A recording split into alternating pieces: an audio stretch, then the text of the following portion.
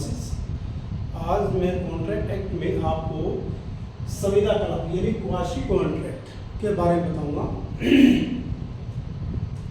Quasi contract का मतलब है यानी कि यहाँ पर पक्षकारों के मध्य किसी प्रकार की विधि मान्य संविदा अस्तित्व में नहीं है, लेकिन प्राकृतिक न्याय और साम्य के आधार पर विधि जो है पक्षकारों के मध्य ऐसा संबंध सर्जित करती है जो कि एक विधि मान्य संविदा के अनुसार नहीं है, लेकिन संविदा बन जाती है।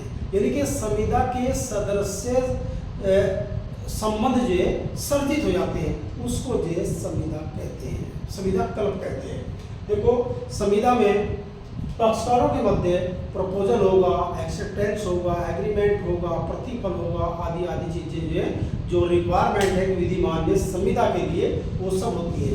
लेकिन संविदा कल्प के अंतर्गत जो है यहाँ पर ना प्रपोजल है ना एक्सेप्टेंस है, लेकिन विधि प्राकृतिक न्याय और साम्य के आधार पर जो है उनको संविदा मान लिया जाता है, क्योंकि उनके पक्षकारों के संबंध इस प्रकार से सर्जित हुए, लेकिन फिर भी वे विधि मान्य संविदा की रिक्वायरमेंट को पूरी नहीं करती।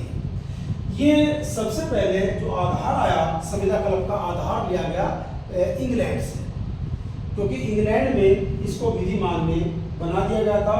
वहां पर एक केस आता मोसेस वर्सेस मैकफार्लान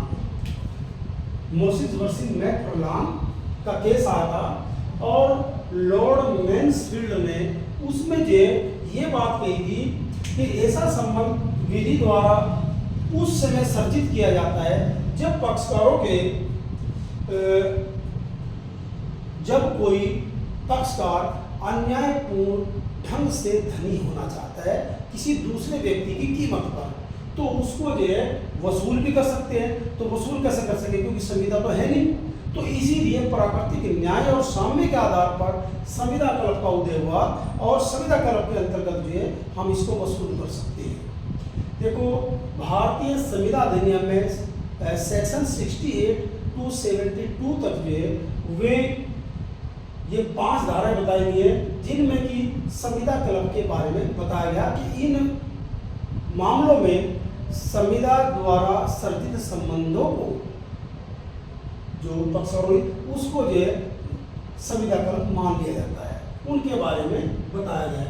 अगर यहाँ पर इनकी पूर्ति नहीं होती तो जिस प्रकार संविदा भंग के अंतर्गत एक पक्षकार दूसरे पक्षकार से प्रतिकर वसूल कर सकता है जो विधि मान्य संविदा पक्षकार के मध्य होती है, उसी प्रकार से सेक्शन 73 के अंतर्गत ही जो थर्ड पार्ट है उसमें भी क्या नाम है संविदा कल्प से जो के अंतर्गत जो है जो हानि उठाई दूसरे पक्षकार ने वो वसूली कर सकता है सेक्शन 73 के अंतर्गत। तो हम जो है यहाँ पर जो भारतीय संविदा अधिनियम के अंतर्गत बताया गया है पहला सेक्शन 68, संविदा करने में असमर्थ व्यक्ति कौन होता है, जो पागल होता है या कोई दिवाले वगैरह, तो असमर्थ व्यक्ति है, पागल व्यक्ति है, या उसकी उनके लेके प्रदाय आवश्यक वस्तु है। केवल यहाँ पर जो है एक व्यक्ति ने एक अव्यक्त व्यक्ति को या किसी विकर्षित व्यक्ति को उसके लिए आवश्यक वस्तुओं का प्रदाय किया। आवश्यक वस्तुएं कौन सी होंगी, जैसे रोटी कपड़ा और मकान ये तो आवश्यक होते ही है, शिक्षा भी होगी और चिकित्सीय खर्च भी होगी, और शादी ब्याह के खर्च भी इसमें सम्मिलित आवश्यक वस्तु माने गए हैं। चैपल वसी ऊपर में आवश्यक वस्तुएं क्या हैं जो कि संविदा कल्प के अंतर्गत एक पक्षकार ऐसे अव्यक्त व्यक्ति को या विकर्षित व्यक्ति को प्रदान करता है जिनकी वसूली उसकी संपत्ति से प्राप्त कर सकता है। मान लो एक व्यक्ति है जो कि अनसाउंड माइंड है,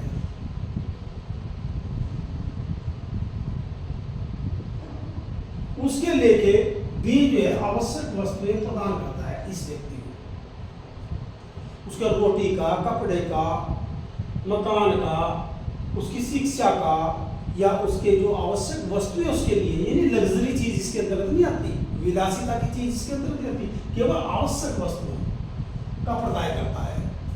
तो वहां जो है वह क्योंकि अनसाउंड व्यक्ति है या कोई माइनर है, उससे डायरेक्ट तो वसूल नहीं कर सकता।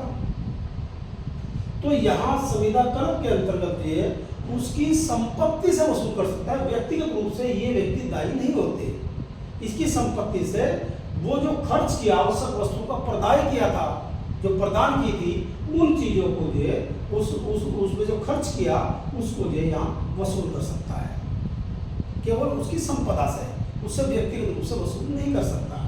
क्योंकि यहाँ पर मैसिस वर्सी मैकफार्लान के मामले में कहा गया था कि संविदा कल्प के अंतर्गत जो चीजें, क्योंकि इन्होंने ना तो कोई कॉन्ट्रैक्ट कर सकते थे, क्योंकि कॉन्ट्रैक्ट करने में एक्शन व्यक्ति है, तो यहाँ कॉन्ट्रैक्ट कुछ नहीं है वगैरह कुछ नहीं है, लेकिन आवश्यक वस्तु का प्रदाय बी ने ए को किया, या उसके क्या नाम जो है अनुसार व्यक्ति के बार को किया, जो अवस्था के दौरान थे उनका किया, तो वह जो उस प्रॉपर्टी से उस चीज को वसूल कर सकता है, प्रॉपर्टी से, केवल व्यक्तिगत रूप से वसूल नहीं कर सकता। उसके बाद 69 है, उस व्यक्ति की प्रतिपूर्ति जो किसी अन्य द्वारा शोध दे ऐसा धन देता है जिसके सदाय में वह हितबद्ध है। एक व्यक्ति पर जो है सरकार का लोन है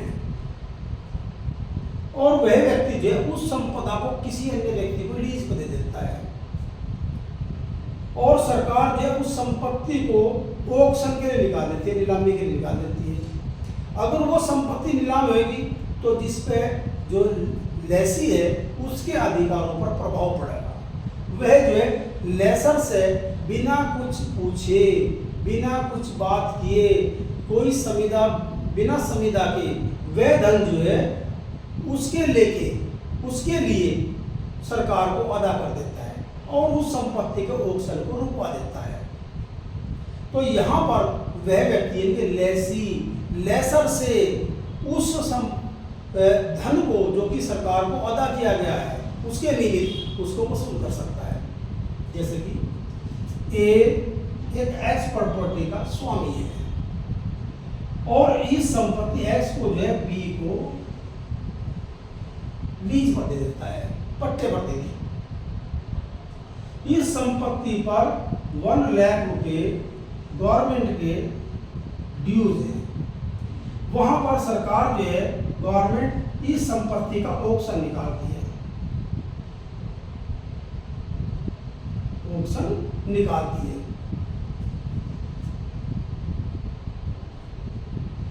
तो यहां पर जो है अगर ये ऑक्शन होगी तो बी के अधिकारों पर प्रभावित, बी के अधिकारों को प्रभावित करेगी, यानी उसके अधिकार प्रभावित होंगे। जब उसके अधिकार प्रभावित होंगे और संपत्ति उसे छीनेगी तो उसका पैसा गायब चलेगा। तो वहां पर इससे पूछे बिना ही वह 1 लाख रुपए गवर्नमेंट को अदा कर देता है और अपने अधिकारों को बचा देता है, क्योंकि उसके अधिकार समाप्त हो जाते हैं। अब बी जो है संविदा कल्प के अंतर्गत, क्योंकि ए और बी के मध्य किसी प्रकार की कोई सुविधा नहीं है, लेकिन जो संविदा सदस्य से संबंध बनाए गए हैं उनके अंतर्गत बी जो है 1 लाख रुपए ए से वसूल कर सकता है और ए जो है उसको देने के लिए विधि द्वारा बाध्य है, क्योंकि विधि जो है किसी व्यक्ति को अनुचित रूप से धनवान बनने से रोकती है, क्योंकि इसी के निमित्त ये थे। ठीक है, एक उदाहरण और देता हूँ। मान लो एक्स मकान में एक किराएदार है और उसका इस मकान में जो है बिजली का बिल है, बिजली बिल 2000 रुपये है और ये किराएदार जो मकान को छोड़ देता है लेकिन बिल अदा नहीं करता। इस मकान पर पश्चातवर्ती जो टेनेंट आता है वो है बी। अब बिजली विभाग जो है एक्स प्रॉपर्टी का कनेक्शन काट देता है और वो कहता है जब तक आप जो है 2000 रुपये बिल के जो पूर्ववर्ती है वो भुगतान नहीं करोगे तो हम जो है आपकी कनेक्शन नहीं जोड़ेंगे। अब बी के लिए बाध्यता है कि वो 2000 रुपये जमा करे, तभी उसकी घर में लाइट आएगी किराए देने में, और वो किराए जमा कर देता है, बिजली का बिल यानी कि किराएदार 2000 रुपये जमा कर देता है। तो ये 2000 रुपये बी ए से वसूल करने का हकदार है सेक्शन 69 के अंदर, क्योंकि विधि द्वारा बाध्यता थी और इसका उपभोग करना संपत्ति का। अब आता है धारा 70 अनुग्राहिक। अनुग्राहिक का मतलब है निःशुल्क, विदाउट कंसिडरेशन कार्य का फायदा उठाने वाले व्यक्ति की बाध्यता। यानी कि यहाँ पक्षकारों का आज से निःशुल्क रूप से कार्य करने का नहीं था और दूसरे व्यक्ति ने उस कार्य से फायदा उठाया है, तो वहां पर वह व्यक्ति जिन्होंने कार्य किया है उससे पैसे की वसूली कर सकते हैं।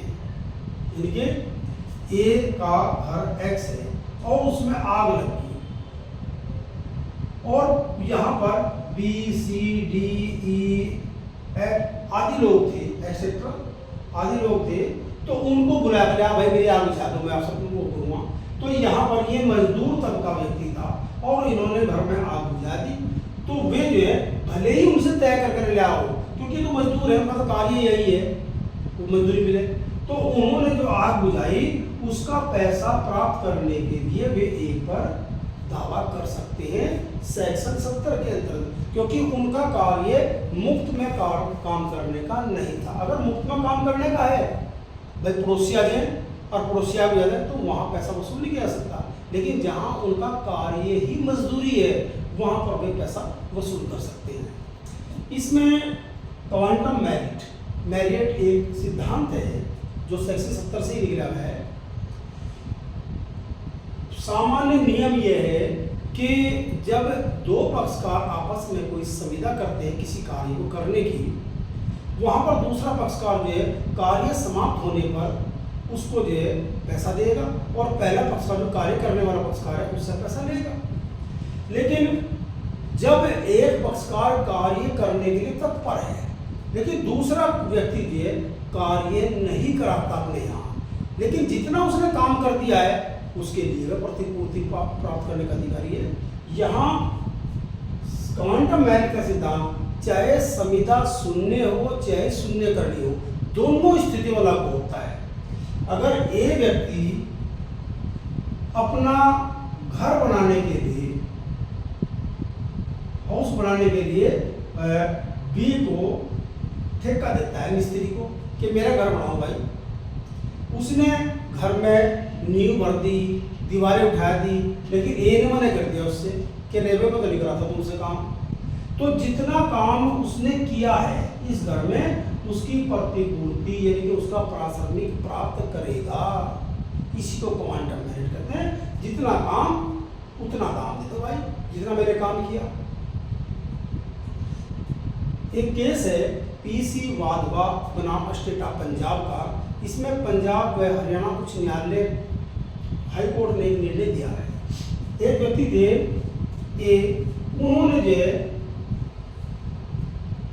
वन विभाग में रेंजर के पद पर जो है नियुक्ति प्राप्त कर ली, उसको ट्रेनिंग दी गई, आदि दिया गया। उसके बाद जो है वह आईपीएस में सेलेक्ट हो गया और पंजाब गवर्नमेंट ने जब वो आईपीएस में सेलेक्ट हो गया और वहां से पद त्याग दिया उसने, तो उसकी जो सैलरी थी उससे जो है अपनी उस पर जो खर्च किया था गवर्नमेंट ने, पंजाब गवर्नमेंट ने जो उस पर वन विभाग में रहते हुए उस पर खर्च किया था, उसको वसूल उसकी जो सैलरी है उससे वसूल करने लगे। उसने जो है इस पर आपत्ति की और आपत्ति करते हुए हाई कोर्ट तक पहुंचा मामला।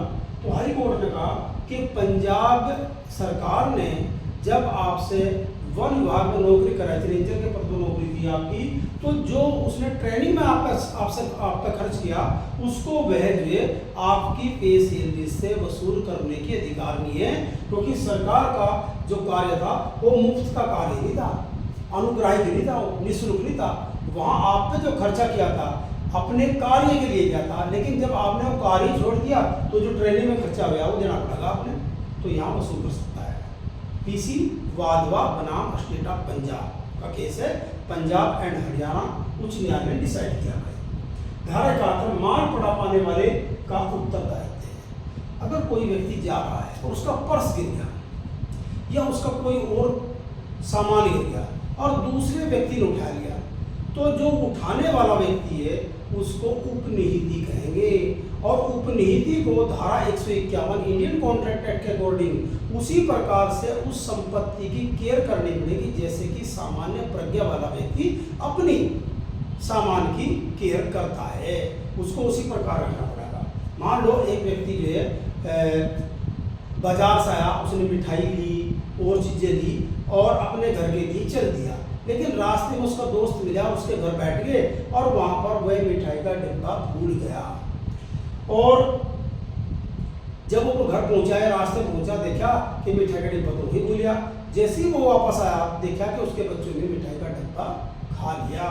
तो वहाँ वह व्यक्ति थे उस मिठाई के डिब्बे की जो रकम है, जो 200 का, 300 का, 500 का, जितना रुपया होगा, उस पर उससे वसूल कर सकता है, क्योंकि उसका वहाँ पर जिस व्यक्ति घर गया था वह उस डब्बे पर उपनिहित के तौर पर काबिज था और उसने जो उसकी केयर उसी प्रकार करनी चाहिए जैसे कि अपने सामान की केयर करता, और उसको जो उस दूसरे व्यक्ति जिसका डब्बा छूट गया था उससे देने के लिए उत्तरदायी था।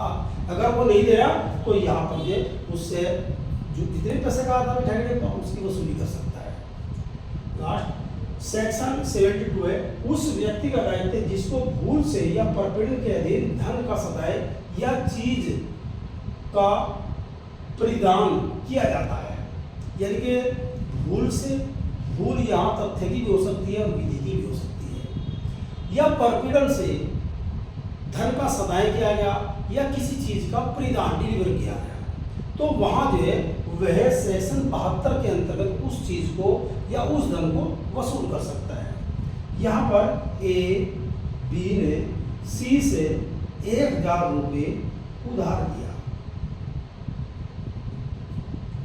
ए ने वो 1000 रुपये धन जो सी को लौटा दिया, फिर बी ने भी 1000 रुपये सी को लौटा दिया। इस बात को सी जानता था, सी ने पता था कि उनसे जो 1000 रुपये दिए थे वो तो वापस आ गए।